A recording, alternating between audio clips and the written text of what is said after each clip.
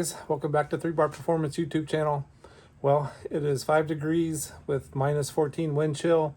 We just got Randy's car pushed in the garage here, you can see in the background, and I got Chuck's car in the driveway covered up, waiting for him to have the opportunity to come and get it. Supposed to have a pretty significant snowstorm here this weekend, so he's gonna hang out in Ohio and check back next week. So here's Randy's car, big cubic inch LS, 2-stage nitrous. Going to get some wiring updates and first startup on the new engine, and then this thing will be handed back to him. So follow along and I'll bring you back here in a minute. Thank you. All right, guys, so as we start to get our heads wrapped around what all's going on with this thing, there's a couple things that we know for sure. So it's brand new motor, has not been started yet. And when Randy was trying to get it to light off for the first time, he was having some struggles, and it might be cam sync wiring and or cam extension wiring, because those two wires cross over on a Gen 3 to Gen 4 conversion. This car did have a Gen 3 408 in it, and now it's been converted to Gen 4. I'm not going to say how many cubic inches it is. It's bigger than 408. So there's a little bit of wiring to redo on the cam side. And then, like I said, got to get the crank trigger ironed out and make sure that it's on the right tooth and everything's set up in the Holley correct. So outside of that, gonna wire the nitrous up. As you can see, 2 stages, fogger. This is gonna be a dry kit, and that's that. Not much more to say about it, but got to wire up the solenoids. The purge is already wired. He took care of that with the pre-existing wiring that was on here, because this was a single stage nitrous setup before. So this was the old feed to the solenoids, the main solenoids before. So I'm gonna redo this. So it'll be pretty cool. Can't wait to get this thing started up. It's supposed to be pretty rowdy, almost 13.8 or 14-to-1 motor on the 85. Like I said, running dry shot, 2 stages. Let's look at the wiring on the inside a little bit. I wired this car back in the spring of last year. It was on Terminator X. It was just kind of messy. We wanted to clean it up a little bit. So I'm familiar with what's going on down here. However, some folks have had their hands in the pot, and I can always tell that because I don't use insulated connectors like this. So anything that's insulated, I can always know that somebody has added on or done some changes. So the old single solid state relay was right here for the nitrous, and Randy added the MSD solid state relay, the 4 style, 4 outputs. He's using 2 of those for the smart coils. I think I'm going to do away with this one and use the other 2 of the MSD for the nitrous solenoids. That'll just keep things simple. You won't have, one coming from up there, one from down here. Everything will just come off of that, and it's kind of easy to keep your brain wrapped around that kind of stuff. And we'll clean up some of the wiring and get this reorganized and get all tidied up, prettied up. Hopefully not take too long. I do have to add drive shaft sensor into the Dominator, but that's it. This car doesn't have a lot of sensor data on it, so it's kind of a simple no prep car. I think he typically runs like daily driver, occasional true street type stuff. So that's that. Operator shifter, gotta love those. All right.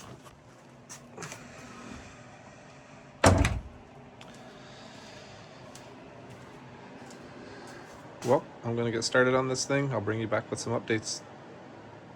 Well, boys and girls, a few days have gone by and we've made some good progress. And we do also have one major setback. So let me show you what we have going on. All right, so we got all the nitrous is wired, and I got loomed. It's right here. And I've test cycled the solenoids. Everything looks good there. Like I mentioned, added dry shaft sensor. It's functioning, doing what it's supposed to be doing. Had a couple other little quirks to figure out, but we got them ironed out. This connector was on backwards for the fans, and that wasn't working. Got that ironed out, and I'll take you inside to show you a little bit here real fast. Kind of got it put back together, but it comes back apart pretty quick. All right. Well, you can't see a whole lot, but as I mentioned before, the MSD solid state relay, I decided to use both nitrous kits for that. So stage 1, stage 2 is coming out of that. The old setup was using this for stage 1. It only had a 1 kit on it, and I didn't want to continue using this and have a second kit coming out from up there. I don't like that, doesn't set well in my head, so I moved both kits to that, and that'll keep things simplified. This guy will be extra, and here is the trigger wire and the output for this solenoid that can be used for something else in the future. You got there. Outside of that, there wasn't a lot more to do in here. I did have to make, I can't really see too well with the lighting, but the J2A and J2B Holley connectors are all the inputs and outputs that I've done, so those are wired up. So let's go out here and talk about the real problem that we have right now. All right, so back out here, as you can tell, I do have a mechanical oil pressure gauge taped up to the window. So I did do the first start yesterday. It did not go as we really wanted. So prior to cranking on it, I did do a pressure prime, and it's a little crude, but I'll show you what I do. I use these water sprayers or pesticide sprayers or whatever you want to use them for, and you fill that up with break-in oil, and you can put it into the oil galley on the LS, which is right back in there. You can't hardly see too well. And you pump that thing up, and it'll push oil up to the rockers, and you can validate that everything's getting oil. And so I did that, and I had 12-13 psi on the gauge, on the Holley sensor reading. And so I knew that there were no missing oil galley plugs or a massive oil leak internal of the engine. Everything was good there. So cranked on it, got it started, and there was no pressure. Run for about 10 seconds. I shut it off. I was thinking, well, maybe it just didn't have enough chance to prime yet itself and pick up out of the oil pan. Started again for 10 seconds, and again, no pressure. Needed to get a little bit more investigative after that. So I put the oil pressure mechanical sensor or the mechanical gauge on it and took the valve cover off and started it up another time for a few seconds. I'll insert that clip here.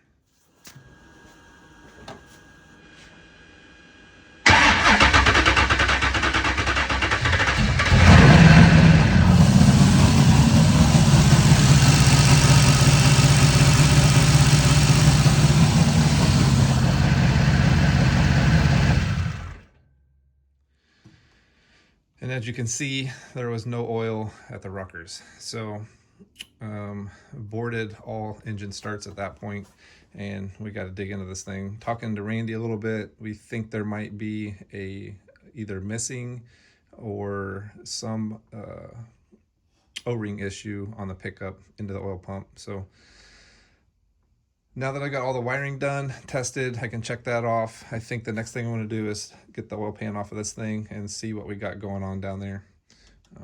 This is a really nice engine. We don't want to take any chances. So it's time to get digging into this thing a little bit further. So I'll bring you back whenever I find something out in there. Well, as you can see, front cover is off, and I think you can kind of see the oil pan is off. The pickup is out, and after checking a few things, pulled the pump off, checked the relief spring and the little valve inside there. It's in good shape. It's not bound up or anything. That's not the problem. I did measure the pickup distance to the bottom of the pan. It's fine. There's no issues there. I think I have the smoking gun over here. Let me show you.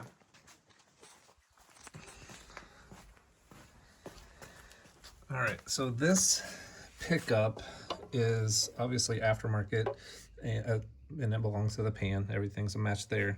But this O-ring is not right for this pickup. So this is a blue O-ring. It's intended for OEM style pickups and to OEM pumps. And I'm sure that this pickup is supposed to be with a black O-ring. This thing is very loose on there, spins very freely. It does not go into the pump with much resistance. So as for this little problem, I'm blaming it on the O-ring. So we are going to actually put a different pan on this motor. This is only a 5.5 quart pan, and we'd like to have 7 quarts, if not even close to 8 in this motor. So we're going to change pans, get that switched out. It's going to come tomorrow, and then we're going to get everything put back together and get this thing fired up. So as you can tell, everything's a wreck up here. I had to take the throttle body off in order to lift the engine up enough to get the oil pan out. It only had to be lifted up about a 1/2 inch or so, but the throttle body gets into the windshield. And no, I didn't break it. It was already broke. So, all right, well, we're gonna wait for these parts to show up. I'll bring you back in a day or two whenever we get some progress, and we'll go from there. Hopefully this thing will be running.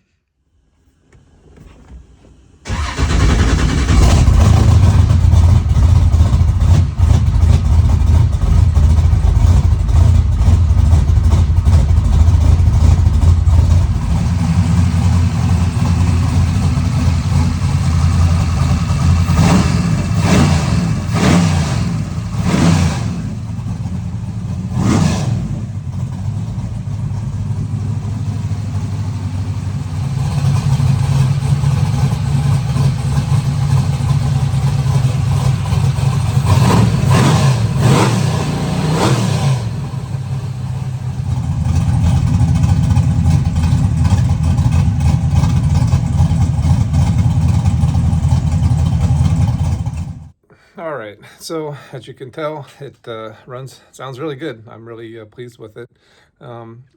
Still got a few things to do. The water pump has a few leaks on some of the MPT fittings, but Randy will be able to take care of that. He won't need my help for that, but basically we got the startup tune-in and the idle, and the next steps for this thing will be to go to the dyno, and we'll squeeze guts out of it a little bit and see what kind of power it makes. So that's it for this one, and we'll catch you on the next one.